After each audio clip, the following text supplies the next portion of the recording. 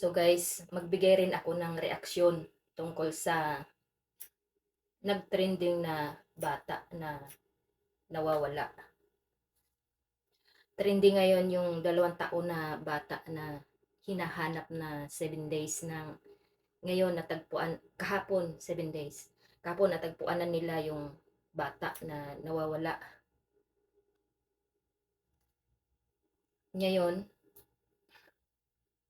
ang hula-hula ng albularyo na naghula dun sa bata na kinuha daw ng mga engkanto, mga ano ba, lamang lupa.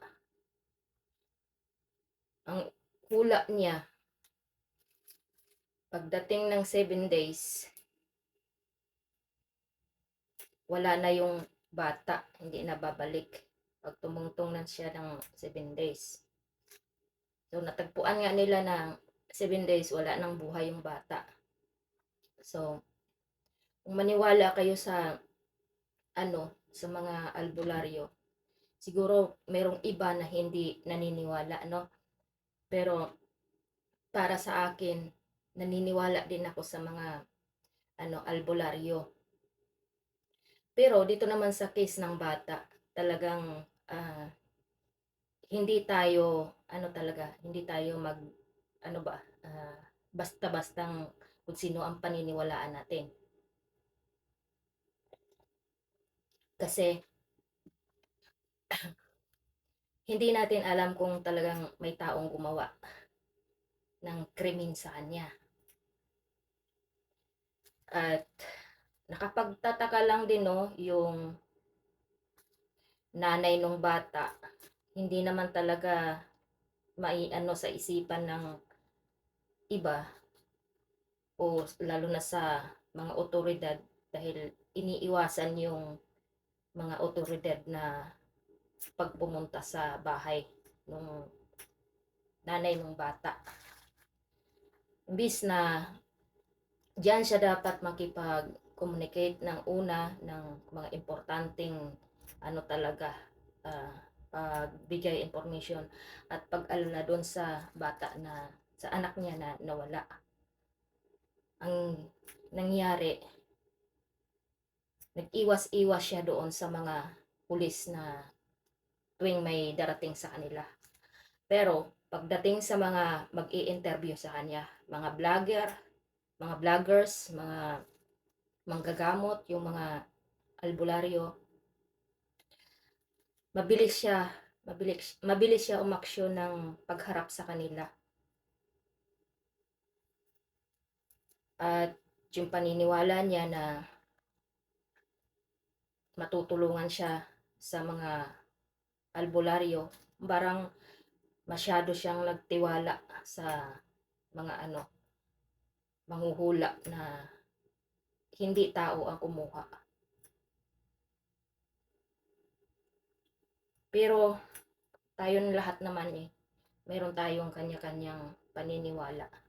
Pero pag ganyan kasing guys, ah, anak anak mo na ang nawawala ng ano na ilang oras o ilang araw na wala na, maging aware ka.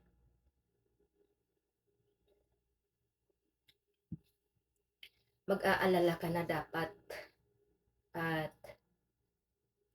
hindi mo na alam kung ano na ang kalagayan sa nawawala mong anak na ilang oras na o ilang araw pa kaya.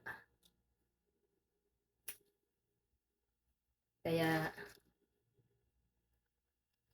ako din, nagtataka din ako sa nanay. Bakit ganyan na lang yung reaksyon niya, na para bang hindi siya gaanong nag-aalala sa nawala niyang anak. At nag-asa lang siya na okay lang yung anak niya.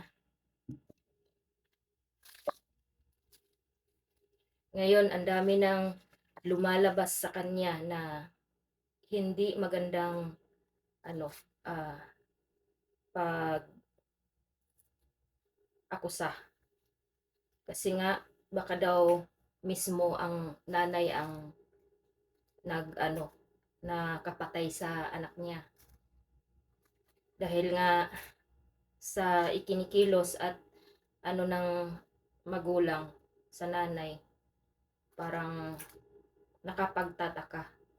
Pero although wala namang ano talaga, wala naman talaga silang aktual na ano ba, ebidensya doon sa mga nag-akusa sa kanya, base lang sa ano kasi, base lang sa ikinikilos ng nanay. Yung pagdating sa investigasyon, hindi siya humaharap. Mas hinaharap niya pa ang mga albularyo at ano, yung mga vloggers na nag-i-interview sa kanya. Kaya ngayon, nakita na yung bata. Sana mabigyan siya ng hustisya kung sino talaga ang gumawa sa kanya. At sobrang nakakaawa talaga din ang nangyari doon. At sana no, hindi yan totoo ang ng haka-haka ng iba na ang nanay ang dahilan sa pagkawala ng bata. Kasi ayun nga ang sabi, baka daw ano yun, yung nahulog yung bata o napalo yung bata, napuruhan ng nanay, at ito ay nawala ng malay at nataranta na yung nanay kung ano ang gagawin niya. So itinago na lang niya siguro, at nung time na yon itinapon niya na lang nung ano na, yung hindi na magising siguro ang bata, itinapon sa malayong lugar.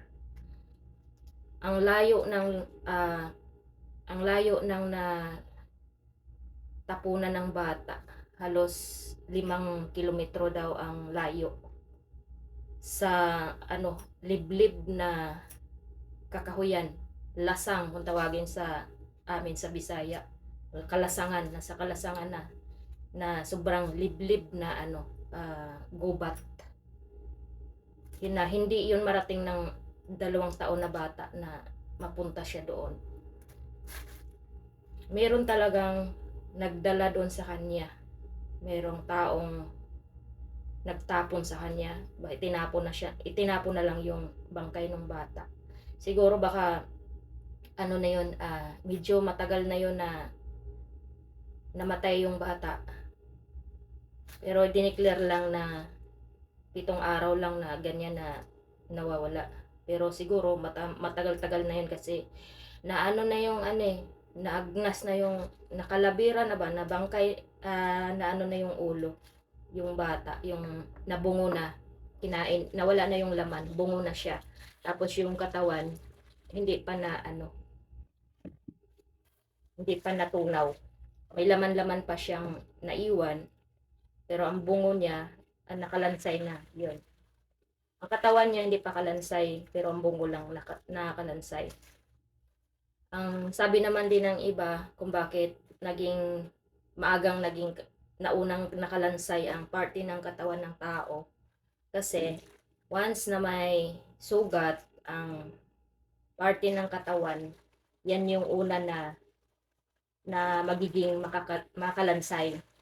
Kasi yun yung parte na mayroong sugat na maaring dapuan ng langaw, at yun ang unang makain ng mga uod, at yun ang unang maaagnas na laman, yung magiging sanhi ng maagang pagka ano na, yung paglabas ng kalansay niya. So baka yung possible pa guys, yung ulo ng bata baka may tama pa yon, may sugat, kaya yun ang baka naging yun ang dahilan. Kaya kawawa talaga yung nangyari dun sa bata. Kaya sana makonsensya kung sino talaga ang gumawa. Makonsensya at mahuli na siya.